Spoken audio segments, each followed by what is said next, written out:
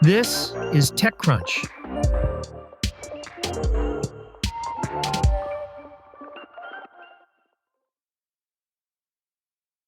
Musicboard, an app for music discovery and recommendations, has been struggling, according to its users. Over the past several months, users said the app experienced outages, the website went offline, and the Android app disappeared from the Play Store. This has concerned its devoted, if small, user base. The app has been downloaded around 462,000 times to date, according to market intelligence provider AppFigures. On Reddit, users have been recommending alternatives and offering each other support as they wait for any update. While it's not surprising for an app to shut down when there's still an active user base, apps typically provide some sort of communication from their operators. But Musicboard users say they haven't heard anything, leaving them to reach out to the press for help getting in touch with someone, if only to let them export their data. Some users organized an unofficial Help Save Musicboard initiative to bring more attention to the matter. The group is led by the Musicboard user known as Lavarini and run by volunteers. TechCrunch contacted Musicboard to help these users get some answers and was provided a short statement. However, the statement didn't explain the longer-term issues and dismissed the outages as temporary downtime. The statement, shared from the Musicboard team email address and signed simply as Musicboard, said the following. The app is not shut down. The servers had temporary downtime, which has now been quickly fixed. And we're working together with the Google Play team to get the app back up there. The app wouldn't shut down without a respectful timeline for the users and official communication. The app is staying live.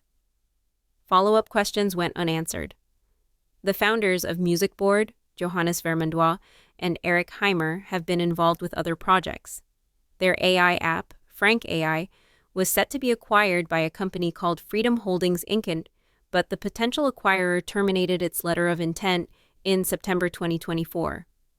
Dreamzans Inc., the company that publishes Frank AI on the App Store, also operates another app, Helm, an AI therapist. Over email, Lavarini says the user's efforts to help save the app will continue. Lavarini said, "The Help Save Musicboard initiative aims to support awareness and discussion around the long-term sustainability of the indie app Musicboard and its community." Lidar-maker Ouster has acquired StereoLabs, a company that makes vision-based perception systems for robotics and industrial applications, for a combination of $35 million and 1.8 million shares. The deal is the latest in a march towards consolidation among perception sensor suppliers. Just last month, Microvision bought the LiDAR assets of the buzzy but now bankrupt Luminar for $33 million. Ouster itself has played the M&A game a fair amount too. In 2022, the company merged with rival player Velodyne. The year before that, it bought LiDAR startup Sense Photonics.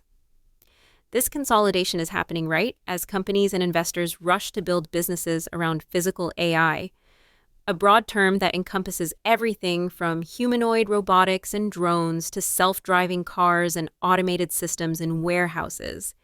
Even more obscure suppliers are raising big funding rounds as these technologies develop. Some startups are even trying to spin up entirely new sensor modalities. Ouster co-founder and CEO Angus Pacala told TechCrunch in an interview that he had been eyeing StereoLabs for years. He said he sees LiDAR as the core component of safety-critical, capable systems, but that he wanted to move up the stack. The obvious additional sensors to start working with in addition to LiDAR are cameras.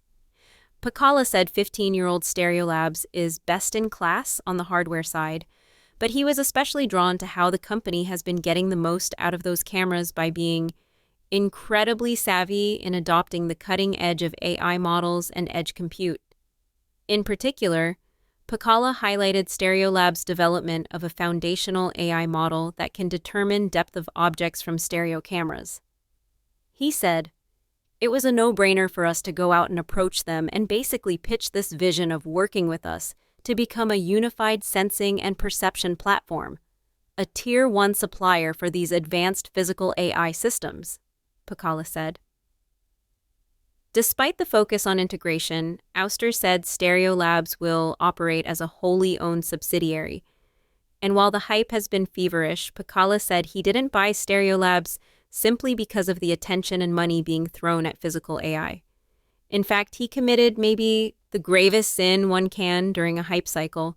He poured some cold water on the buzz, especially around humanoid robotics. The business model here is not to just sell the fervor, it's to actually make working systems that are certified, that are safe, that are really solving customer problems, he said. There's going to be a little bit of disillusionment in physical AI as it turns out that it's a much longer time to market for all these humanoids. Pacala isn't the only one trying to take a realistic view. In a recent interview with TechCrunch, Microvision CEO Glenn DeVos said the sensor industry is ripe for consolidation because he believes there isn't enough revenue to support all the current competition. That's it from TechCrunch. For more stories like these, go to techcrunch.com.